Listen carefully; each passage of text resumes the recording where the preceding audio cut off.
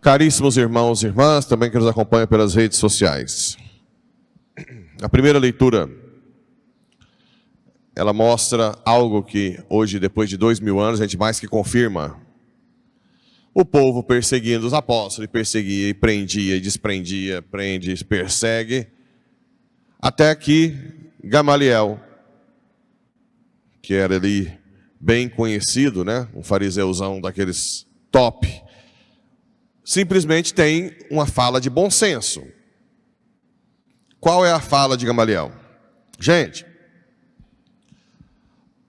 tem uma coisa.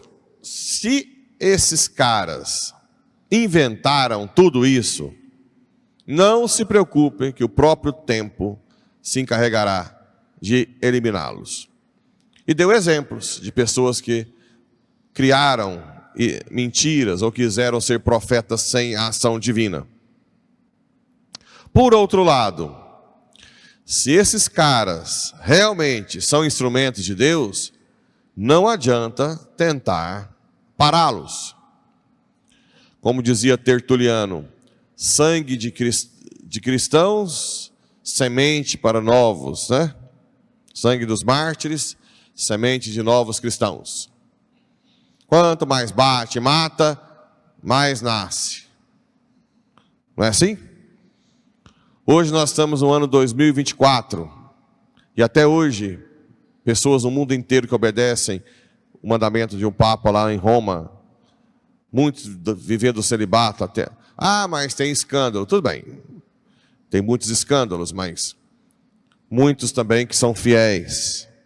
Muitas freiras lá na África, que nunca mais veem os pais cuidando de crianças, de idosos, correndo o risco de serem presas, tudo por amor a Jesus.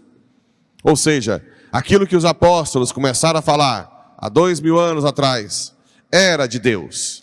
Não tem como. Tanto é que a própria igreja católica é um milagre.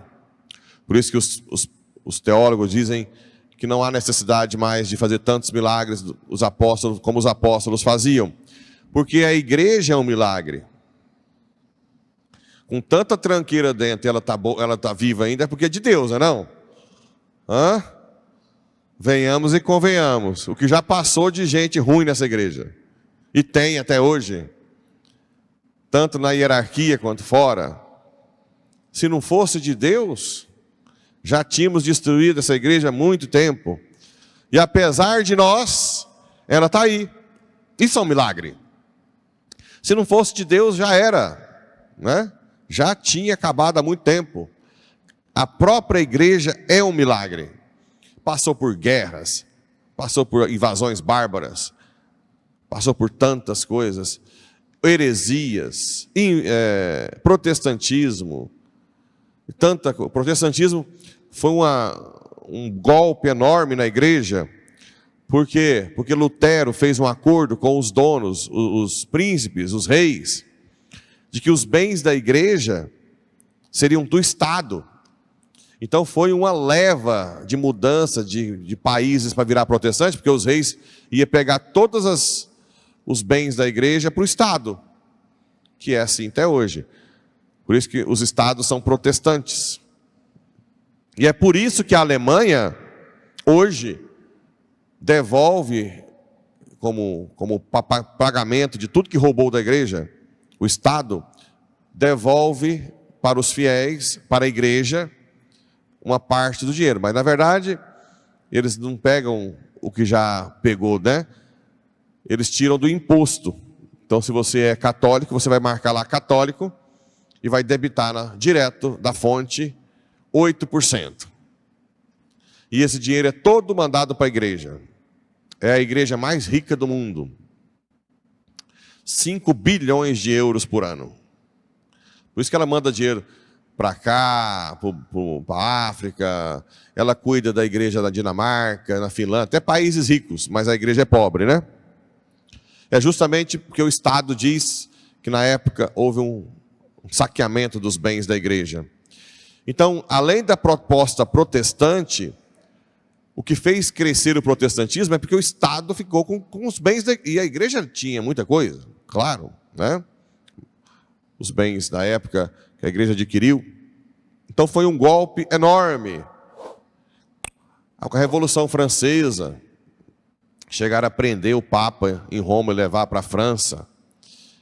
O próprio Napoleão Bonaparte voltou para retomar o poder, e não sei por que cargas d'água, que nem cristão ele era, ele quis que se liberasse o Papa e não quis que se perseguisse os cristãos.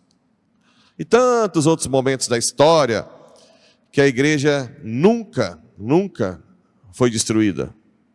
Hoje o que destrói a igreja é o relativismo, é a dupla vida de padres, de bispos, né? Dupla, tripla, quatro, secularismo, hedonismo, dentro e fora da igreja, pessoas infiltradas com ideologias dentro da igreja. E no entanto, está aí, firme. Se o Espírito Santo não tiver nessa igreja, vai estar onde?